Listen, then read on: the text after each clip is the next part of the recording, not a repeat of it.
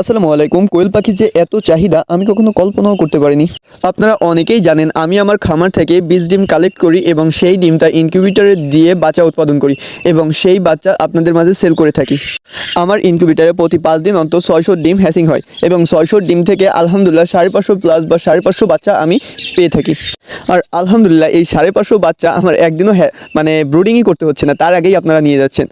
আল্লাহর রহমতে পাখির বাচ্চা, জিরো বাচ্চা বা পাখির বাচ্চার এত পরিমাণ চাহিদা যে আমার এখান থেকে জিরো বাচ্চাই থাকতেছে না, হওয়ার আগেই অনেকজন হচ্ছে টাকা দিয়ে রাখতেছে বা অর্ডার দিয়ে রাখতেছে যে এইবারের বাচ্চাগুলো আমরা দিবেন, হচ্ছে সাথে ইনকিউবেটর থেকে বের করে ওইখান থেকে দিয়ে দিচ্ছি। দেখতে পাচ্ছেন আপনারা স্ক্রিনে যে আমি ইনকিউবেটর থেকেই বাচ্চা ধরতেছি এবং এই বাচ্চা ধরে আমি আমার ব্রুডারে নিব না, আমি এইখান থেকেই সেল করে দিচ্ছি। আর এইভাবেই কয়েকবার হচ্ছে যে এইভাবেই চলতেছে যে আমি এখান থেকে বাচ্চাগুলো সেল করে দিচ্ছি। একবার ভাবছিলাম এই যে আগের বার ওই যে 10 দিনের বাচ্চা 8 দিনের বাচ্চা সেল করলাম, ওইবার তো ভেবেই নিয়েছিলাম যে এই বাচ্চাগুলো আমি কাউকে দিব না, এই বাচ্চাগুলো আমার জন্য রেডি করবো। কিন্তু যখন এসে একজনে বলতেছে যে আমার বাচ্চা দিতেই হবে বা এই বাচ্চাগুলো আমার দিতে হবে, তখন ভাবি যে আমি পরবর্তীবার আবার হচ্ছে যে ফুটাবো। এইভাবে আর কি আমি নিজের জন্য বাচ্চা রেডি করতে পারতেছি না।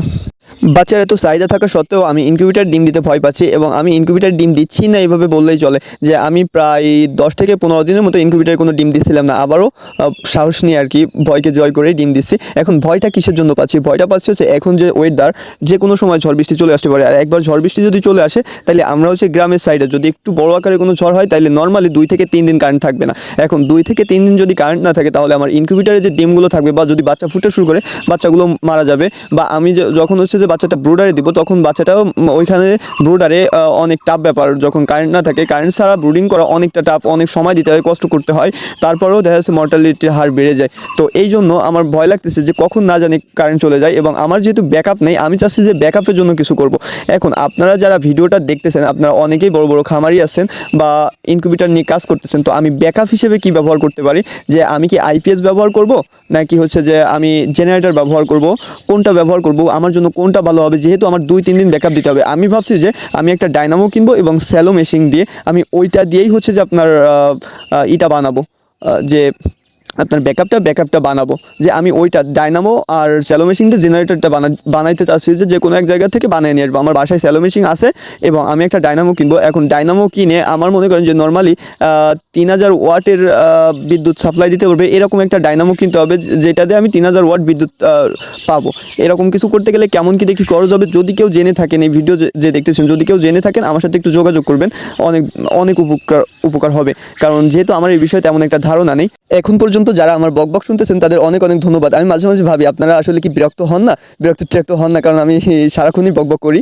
তো আপনাদের জন্যই আমি আমার পাখি বিক্রি করতে যেয়ে কোনো ঝামেলা পোহাইতে হয়নি। আপনারা ভিডিওগুলো দেখতেছেন এবং আপনাদের ভিডিও দেখার মাধ্যমে রিচ বাড়তেছে এবং যারা পাখিগুলো কিনবে এদের অনেকের কাছে যেয়ে পৌঁছাইতেছে, যার কারণে আমার পাখি বিক্রিতে একদমই কোনো ঝামেলা পোহাইতে হয়নি। এই জন্য আপনাদের সবাইকে অনেক অনেক অনেক বেশি ধন্যবাদ। আমি যখন ফার্স্টে হচ্ছে ইনকিউবেটর কিনবো তখন আম্মু আমার বলতেছিলেন যে তুমি তো ইনকিউবেটর কিনবা, আমরা হচ্ছে গ্রামে থাকি, এইখানে তুমি একসাথে 600-700 বাচ্চা ফুটায়, প্রত্যেক 4 দিন অন্তর অন্তর 600 বাচ্চা ফুটাইবা, তো এত বাচ্চা তুমি কি করবা, এত বাচ্চা কোথায় সেল করবা? তখন আম্মু বললো যে তুমি ফার্স্টে ছোটো দিয়ে শুরু করার পরে তারপর যদি দেখো যে হ্যাঁ লাইন ভালো তাহলে তুমি একটা বড় কেনার চেষ্টা করো। এখন আমি ভাবলাম যে 600 বাচ্চাই তো 5-6 দিন পর 600 বাচ্চা ফুটবে, ইনশাল্লাহ আমি হয়তো ওইটা সেল করতে পারবো। যদি সেল নাও করতে পারি তাহলে আমি বাজারে যে ঘুরবো বা বাসায় যে ঘুরবো, মানে এরকম একটা যে রাস্তায় ঘুরে বিক্রি করবো, অনেকটা এরকম হকারের মতো। তো এরকম চিন্তা ভাবনা করে নিলাম যে এখন আমি শুরু করবো আর 1800 ডিমের ইনকিউবেটর দিয়ে শুরু করবো। এরকম একটা চিন্তা ভাবনা করে আমি প্রথমেই 1800 ডিমের একটা মেশিন কিনলাম। কিন্তু তখন যদি বুঝতাম যে আমার এখানে এত পরিমাণ চাহিদা বা এত ডিমান্ড থাকবে পাখির, তাহলে আমি কোনোদিনও 1800 ডিমের ইনকিউবেটর কিনতাম না, আমি একটু বড় কেনার চেষ্টা করতাম। আর যখন আমি এটা বলছিল তখন আমিও ভাবছিলাম যে ফার্স্টে যে আসলে সত্যিই তো আমি যখন বড় একটা ইনকিউবেটর কিনতেছি বা 1800 ডিম ফুটাচ্ছি, এক মাসেও যদি আমি 1800 ডিম ফুটাই, 1800 বাচ্চা, বাবা এত বাচ্চা আমি কোথায় বিক্রি করবো? 1800 বাচ্চা কে নিবে আমার এই 1800 বাচ্চা?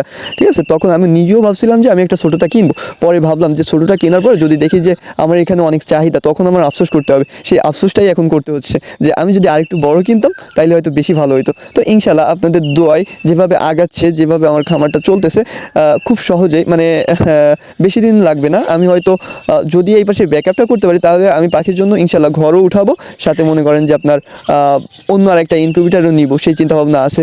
সবাই দোয়া করবেন আমার জন্য যে আল্লাহ যেন আমার খামারের বারাকা দান করেন।